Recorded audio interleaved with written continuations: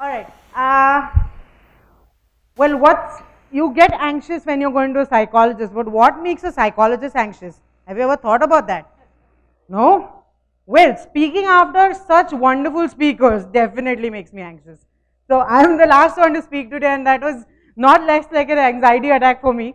But anyway, I just hope that you welcome me with open arms like you did for the rest of your speakers. So, all right, I'm Shrutkirti Fadnavis, and I'm a psychologist. So I know what you guys are thinking right now. You are thinking whether I know what you're thinking right now, isn't it? Right. So, well, sorry to burst your bubble, guys. You are wrong. Psychologists are not mind readers. You know, as psychologists, the first question that I'm asked is, do you know what I'm thinking right now? Or are you analyzing me right now? My question to that is, hey, are you paying me $1,000 per hour right now? No. So why would I do that, right? So that's exactly why I'm here today. I'm here to debunk a few myths about psychologists and you know why psychologists are surrounded by so many misconceptions. So we all have that one super cool relative, you know, the one that you really like hanging out with, but he or she is the most misunderstood one of the lot somehow. You know, your folks tell you not to talk to him or her, but no one really tells you why. That's the problem. Psychologists are like those relatives of yours, you know. And so these myths and misconceptions are the reasons why psychologists are feared and people don't go to them even when they know that they're going to help them out. So imagine, you know, in a parallel universe, if I treated physical pain like we treat psychological pain and spoke about it in the same absurd way. Like, for example, you have a fracture, like 3 broken bones, okay? And I'll be like, what? What are you cribbing about? Good, ignore it. You're paying way too much attention to that. That's why it's troubling you so much, okay? Or, let me see, what will people say if you go to a doctor for broken bones? Are you kidding me? So, why is it okay that you can ask for help for physical pain, but it's not okay to do the same for mental pain? That's silly. Pain is pain, right? So, let's look at certain myths that we're going to debunk today. So, debunking the myths about psychologists by Shrutkirti Fadnavis. Right, myth number 1, people think that going to a psychologist implies that they are not strong enough. Duh, why do you use a GPS? Why? When you know that you can find a way, eventually asking people, we use GPS because we want to take the most convenient and easiest route, right? GPS even tells you where the traffic is and all of that nowadays, right? Does using GPS imply that you're dumb? No, it implies that you're smart because you save the effort and time and the pain of asking for directions. That's exactly what a psychologist does. Psychologist actually makes your journey towards solving your own issues simpler and easier, right? So myth number 2 is psychologists prescribe medicines. No, or medications. No, they do not. We have a psychiatrist here.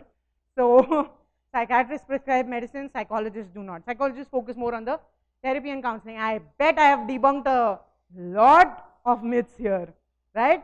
This myth is the most common myth about psychologists because people don't know the difference between psychologists and psychiatrists normally. Okay, myth number 3, psychologists will judge you and blame you. For this, I want to tell you a small incident that happened with me when I was studying psychology. I did my master's from Bangalore University.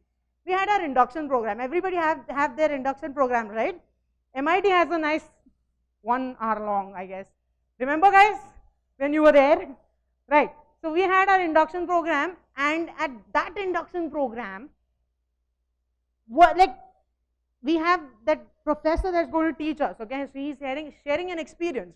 Someone asked him, what was the most difficult case that you had? Okay. He said, there was this client who came to me, very seriously, he looked into my eyes and he said, I think I'm pregnant. It was a male client, guys. So that's exactly how we all reacted as students, and we are like, what?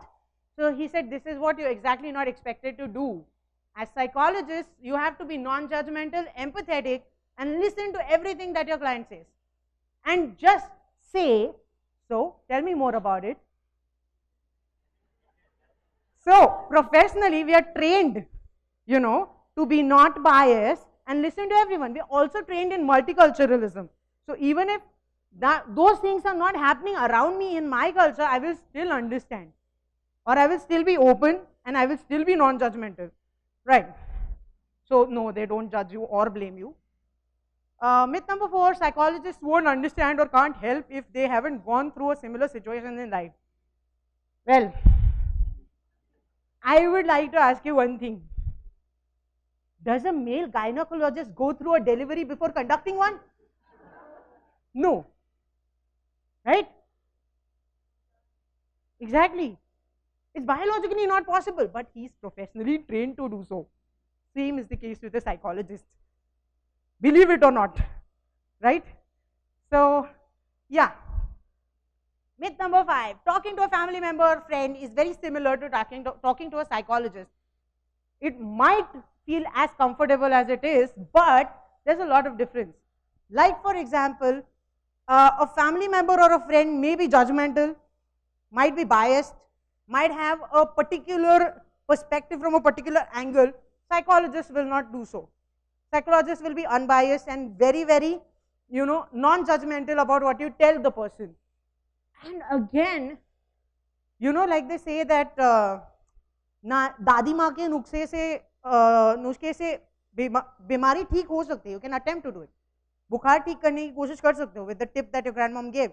But it's always better to go to a professional medical expert who will diagnose it and then treat the fever, right? Dengue होगा तो क्या करोगे यार? Viral समझ के थोड़ा सा कुछ ले लिया, ठीक हो जाओगे, फिर समझ आए डेंगू बहुत आगे चला गया, can't do anything about it. Same is the case with psychological issues.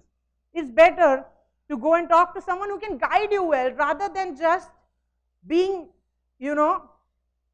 okay about it. Yeah, it'll work out. My mom's saying, my dad's saying, my brother's saying it'll work out, so it'll work out. Let's not do that, let's not be careless about it. Really? Okay. One should find the perfect psychologist at the first go or one go. Well, it's much like online dating nowadays. Like that you can't just find your perfect match by swiping right just once. So you have to do it once or twice to get the person you want to date. So why are you like shying away from trying new psychologists to find the right one for you?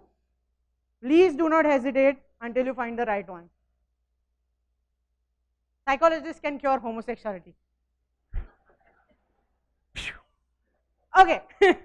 So unfortunately people have come to me for this, and all I would like to say is homosexuality is not a disorder to be cured, period. There is nothing else I can say about that. Right. They talk about their clients to people. They are under oath that they are not supposed to talk about their clients to people.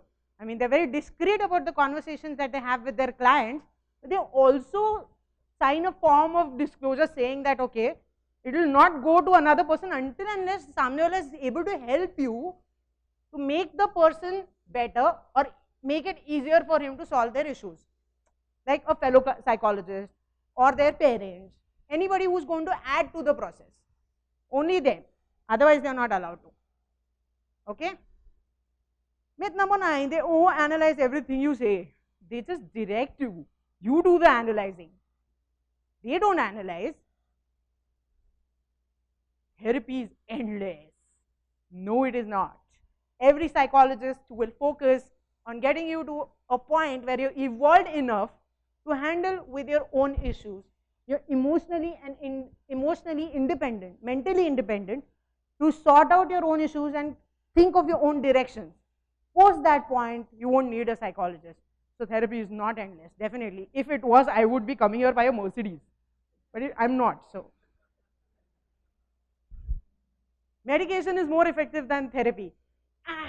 Okay, So because I have a psychiatrist in the house, so I won't really go into it, but it's not right to say that medication is more effective than psychotherapy or psychology, because medications may actually get you under dependencies.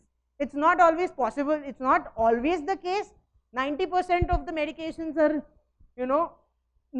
the ones that do not create dependencies, but there are 10% which do. And plus, medication is more about treating the symptoms, and if you combine medications and therapy, then it's the best treatment, because therapy always focuses on the root causes.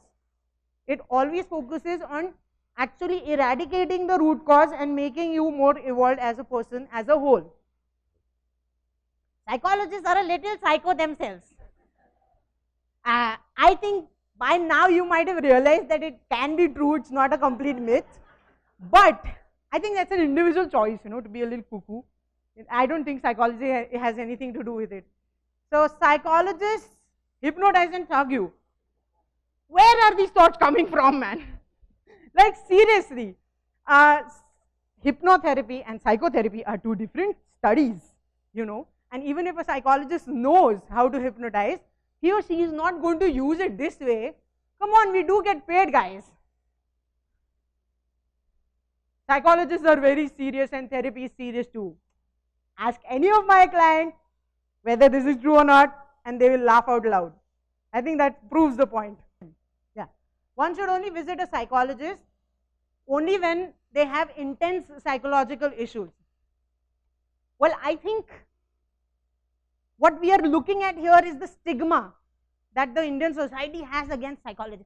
Pagal hai, psychologist ke paas gaya. Oh. I think that is why we think that we only have to do it when we have major psychological issues. Apart from that, I think from any decision, as simple as a decision that you cannot take for yourself, that you need help with, to something as severe as anxiety or depression, counseling and therapy is a one-stop solution for all people. Come meet us, we are not bad, we are nice people, okay?